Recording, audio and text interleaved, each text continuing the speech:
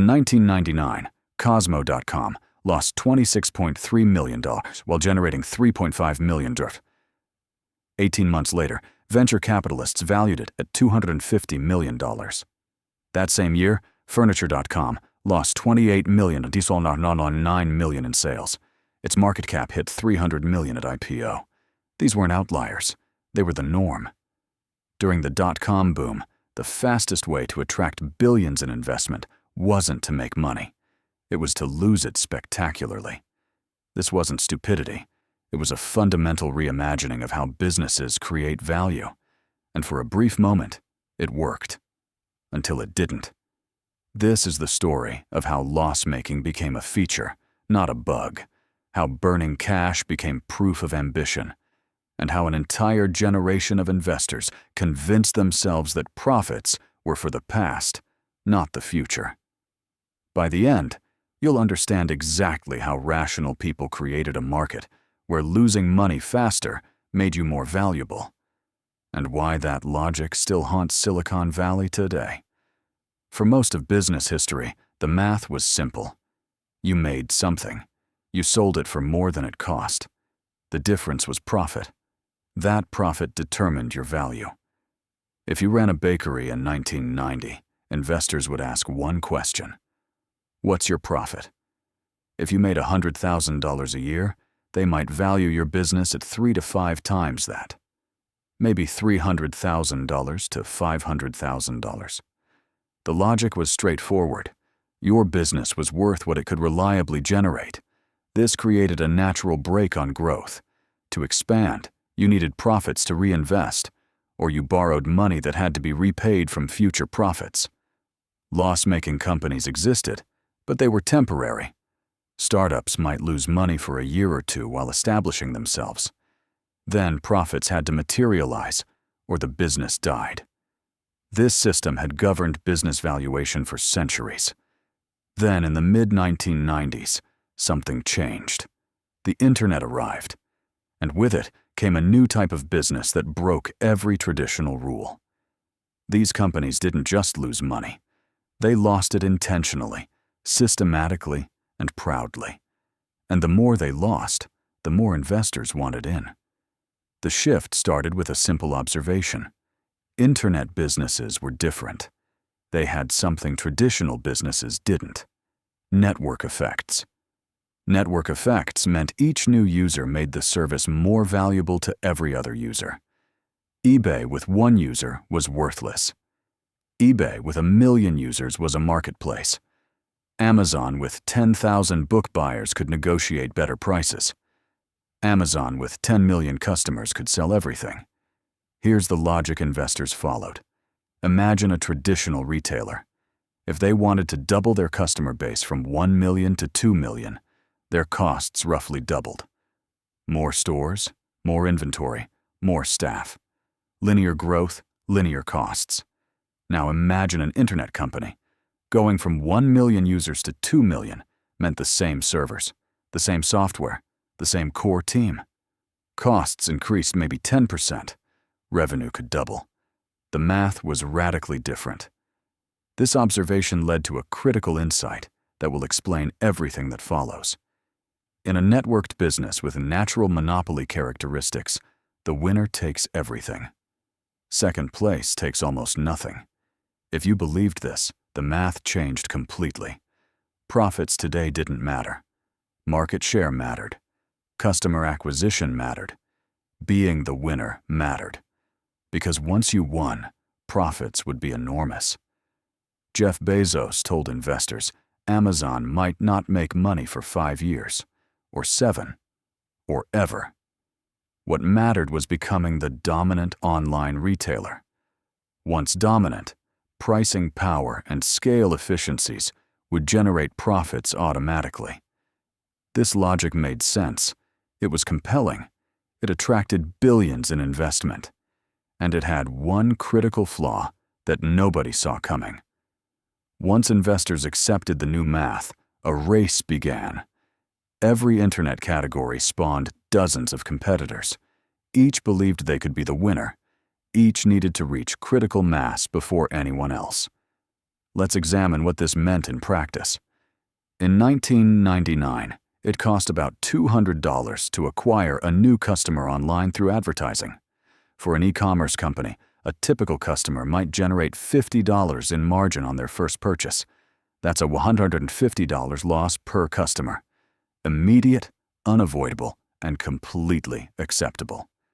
Because investors weren't valuing the first transaction. They were valuing lifetime customer relationships. If that customer made 20 purchases over 5 years, generating $1,000 in total margin, the business made sense.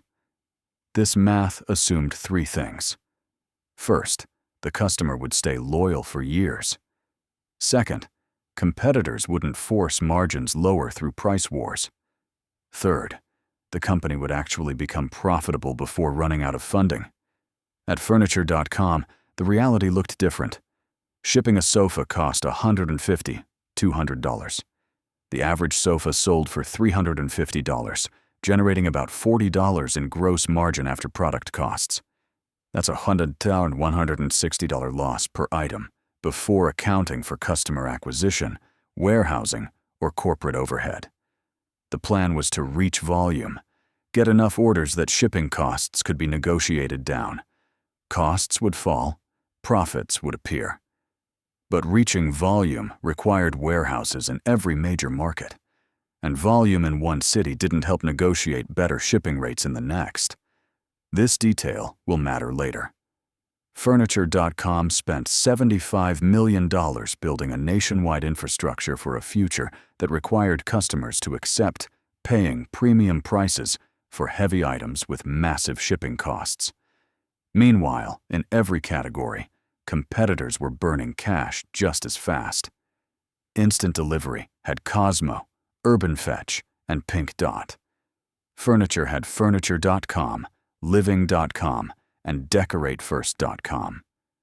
None could afford to slow down, because slowing down meant losing to competitors who didn't.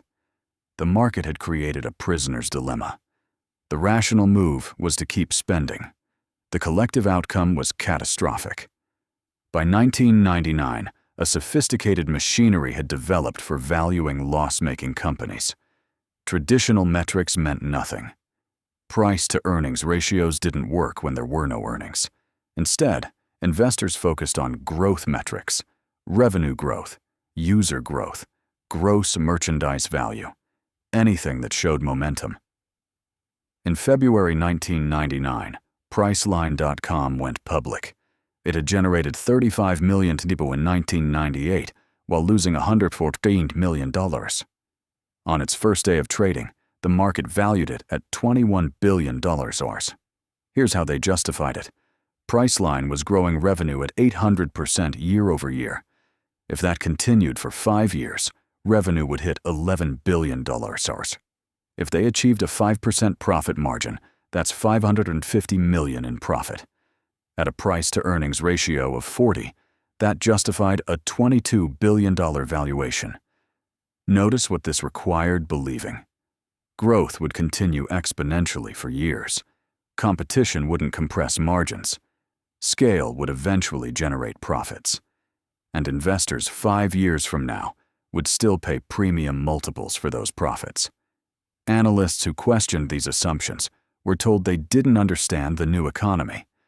Traditional metrics were for industrial companies. Internet companies played by different rules. Rising stock prices validated the strategy. They made raising more capital easier. Higher valuations attracted better talent. Everything reinforced everything else. For nearly 5 years, from 1995 to 2000, the system worked. Companies lost billions. Valuations grew. Everyone got richer. Then the math stopped working. The collapse wasn't caused by one event. It was an inevitable mathematical outcome. The strategy of losing money to gain market share had a built-in timer. Every loss-making company was in a race. They needed to reach profitability before their capital ran out. For most, the math never worked. Furniture.com went public in November 1999 with a market value of $300 million. They had raised $75 million in capital. They were losing $10 million per quarter. That gave them about 18 months to become profitable. To break even, they needed to sell $200 million in furniture annually with improved margins. But furniture is competitive, margins are thin, and customers buying a sofa every 5 years don't create the repeat purchase density that makes logistics efficient. The timeline didn't work. Company after company hit the same wall. The capital required to reach profitability exceeded the capital available. And once markets realized this, they stopped providing more capital. In March 2000, the Nasdaq peaked. By April, it had dropped 35%. Tech stocks were suddenly uninvestable. Companies that needed to raise money to survive couldn't. Those with weak business models had nowhere to hide. Cosmo.com burned through $280 million years. In April 2001, it shut down overnight, laying off all 1,100 employees in 10 cities simultaneously. Its entire life cycle from founding to liquidation was just 5 years. 235 internet companies went bankrupt between 2000 and 2002. They destroyed $1.7 trillion in market value. And yet the core insight that sparked it all wasn't entirely wrong. Here's the paradox. The strategy that destroyed billions also created Amazon, Google, and Facebook. The difference wasn't the strategy, it was the execution and the underlying economics. Amazon lost money for 7 years, but its unit economics improved every quarter. Each customer actually did buy more over time. Scale actually did reduce costs. The network effects were real.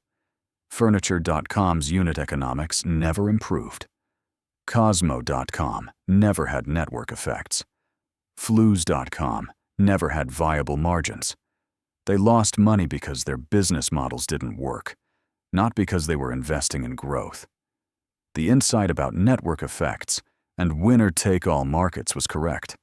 What was wrong was assuming every internet business had these characteristics. Most didn't. This matters because the same logic reappeared in the 2010s. Uber lost $14 billion between 2014 and 2020. MoviePass lost $300 million in 2 years. The justification was identical. Lose money to gain market share. Profits will come from scale and dominance. The question isn't whether loss-making companies can be valuable. They can. The question is whether the losses are investments that will generate future returns, or whether they're subsidizing customers who will never pay enough to make the business work. For every investor in 1999, that distinction seemed obvious. Growth was real. The user numbers were real. The future felt inevitable. Only in hindsight did the difference between real businesses and mirages become clear.